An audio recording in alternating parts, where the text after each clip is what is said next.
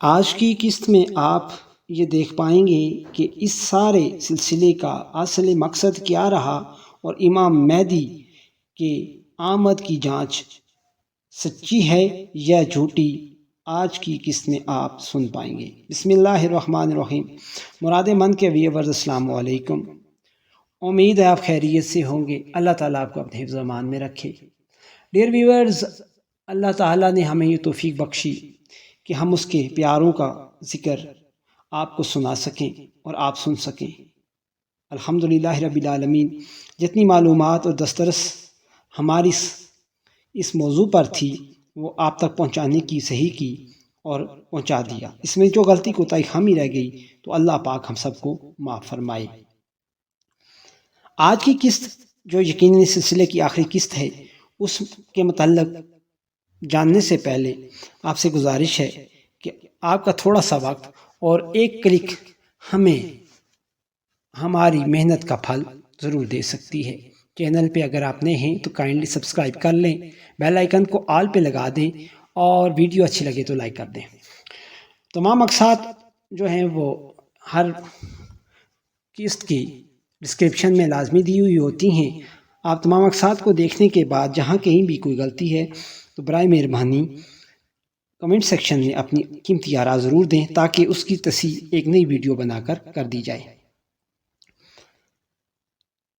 اب بہت سارے لوگوں نے اس بحث کو چھیڑنے کا فائدہ پوچھا ہے اور اس سلسلے کو ایک بے معنی چیز قرار دیا ہے، لیکن مقصد یہ تھا کہ اس سے کسی نہ کسی کو فائدہ پہنچے۔ انشاءاللہ اس کا نقصان کوئی نہیں ہونا، فائدے کی امید ضرور ہونی چاہیے۔ نقصان تو انشاءاللہ ان جھوٹے مدعیوں کا ہوگا اور جن کی علامات کو ہم نے ان میں کھول کر بیان کر دی ہیں۔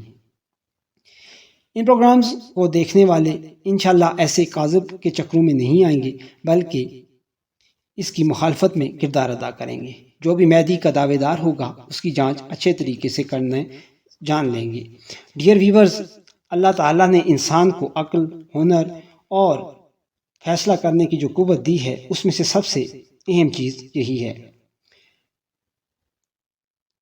اب افادیت کے پہلو اسی طرح دیکھیں کہ اگر امام مہدی کا زمانہ قریبی ہو تو امت مسلمہ کے صالح اور فہیم افراد اس کے لیے خود کو تیار کر لیں گے، جو امام مہدی کے مجاہدین کی حوصلہ افزائی ہوگی۔ مایوس لوگوں کو تقویت ملے گی اور ایسا نہ ہو تو اس تذکرے کا پہلا اور آخری مقصد اصلاح ذات اور اقامت شریعت کی جیت و جہد ہے۔ اگر کوئی مسلمان اس میں لگ جاتا ہے تو چاہے وہ حضرت مہدی کا زمانہ پا لے یا نہ پا سکے، لیکن ان کے ساتھیوں کے لیے میدان ہموار کر جائے۔ اس سے بڑھ کر اور سعادت کیا ہو سکتی ہے؟ مولانا روم مثنوی شریف میں فرماتے ہیں کہ صوفیہ لوگوں سے کہتے ہیں موت قریب ہے، تیاری کر لو۔ فلسفی کہتا ہے 60-70 سال سے پہلے مرنا نہیں، جلدی کی کیا ضرورت ہے۔ یہ ایسے ہی ہے جیسے کوئی ہمدرد شخص کسی مسافر سے کہے آگے رستے میں پانی نہیں، مشکیزہ ساتھ لے لو۔ دوسرا کہتا ہے اضافی بوجھ اٹھانے کی کیا ضرورت ہے، پانی آگے مل جائے گا۔ اب احتیاط کس میں ہے؟ اسی میں ہے نا کہ موت کو قریب سمجھا جائے، پانی کا مشکیزہ ساتھ رکھ لیا جائے۔ اگر زندگی نے مہلت دی اور تازہ پانی آ گیا اور مل گیا تو اسے استعمال کر لیں گے، ورنہ پیاسے تو نہ مریں گے۔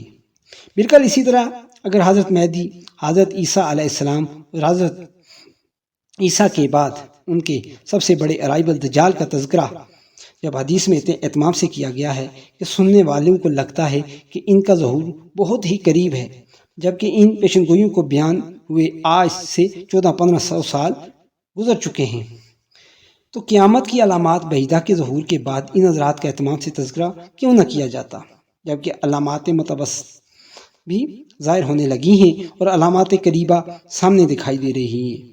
ان علامات کے تذکرے سے قبر و آخرت کی یاد آتی ہے، دنیا سے بے رغبتی پیدا ہوتی ہے، اصلاح کی فکر پیدا ہوتی ہے اور ان نیک شخصیات کی طلب سے اور ان کا ساتھ دینے کے جذبے سے ایک خاص قسم کی کیفیت اور فیض ملتا ہے جو دوسری چیزوں میں نہیں، اس لیے کہ ہر عمل، ہر سنت اور شریعت کے ہر پھول کا رنگ اور خوشبو دوسروں سے مختلف ہے۔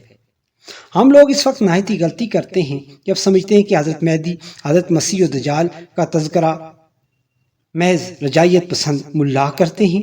ہم میں سے اکثر نہیں جانتے کہ امریکی بہت مذہبی لوگ ہیں، وہ ہم سے زیادہ مسیح کا تذکرہ کرتے ہیں۔ متعدد یہود شدت سے کسی نجات دہندہ کے منتظر ہیں۔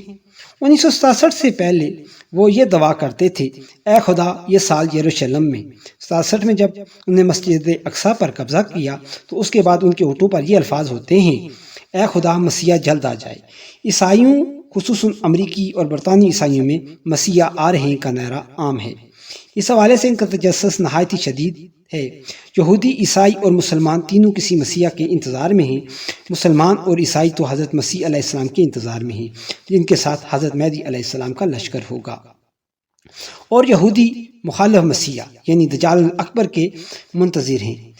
فرق صرف اتنا ہے کہ یہود اور عیسائی اس لیے تیاری کر رہے ہیں کہ میدان ہموار کریں، جبکہ ان کی مذہبی پیشن گوئیوں میں تحریف ہو کر کچھ کا کچھ بنا لیا گیا ہے۔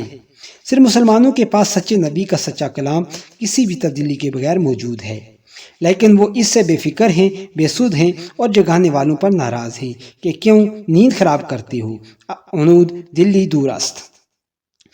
یہاں ہمارے ملک میں جب اس کا قیام ہوا اس کے بعد سے آج تک اللہ تعالیٰ سے اتنی بدعہدیاں کی ہیں کہ یہ تکوینی طور پر اپنا وجود کا جواز کھو چکا ہے۔ نفاذ اسلام کے وعدے سے انحراف، ہمہ قسم نفاق کو فروغ دینا تک کوئی چیز ایسی نہیں جس میں کوئی کسر چھوڑی گئی ہو۔ لیکن یہاں کے عوام کا پرخلوص ایمان اور دین سے بے لوث تعلق کے علاوہ کچھ کام ایسے ہیں جو اللہ تعالیٰ مخلص اور دردمند ہم وطنوں سے لے لے گا۔ اس بنا پر یہ ملک آج تک جیسے تیسے باقی ہے اور چل رہا ہے۔ ہمیں اپنی نجات سے اور بقا کے اس واحد سہارے کے تذکرے سے غفلت کسی طرح زیبا نہیں ہے۔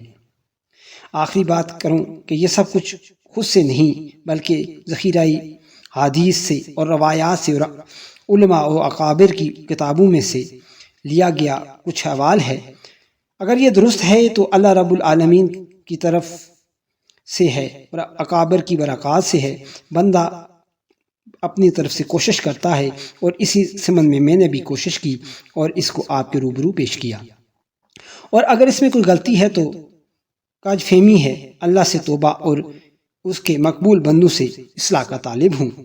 اللہ تعالی ہم سب کو ہدایت پر استقامت اور اپنے اکابرین سے مضبوط تعلق نصیب فرمائے، حق کی پہچان اور اہل حق کی نصرت کی توفیق عطا فرمائے، آمین۔ ڈیئر ویورز، آج ہمارا یہ چیپٹر کلوز ہو رہا ہے۔ اب نیکسٹ حضرت عیسیٰ کے حوالے سے، قیامت کی نشانیوں کے حوالے سے ہماری اقساط کا آغاز ہو جائے گا۔ انشاءاللہ اس قسموں میں دوبارہ ملیں گے، تب تک کے لیے مجھے دیجیے اجازت۔ اللہ حافظ۔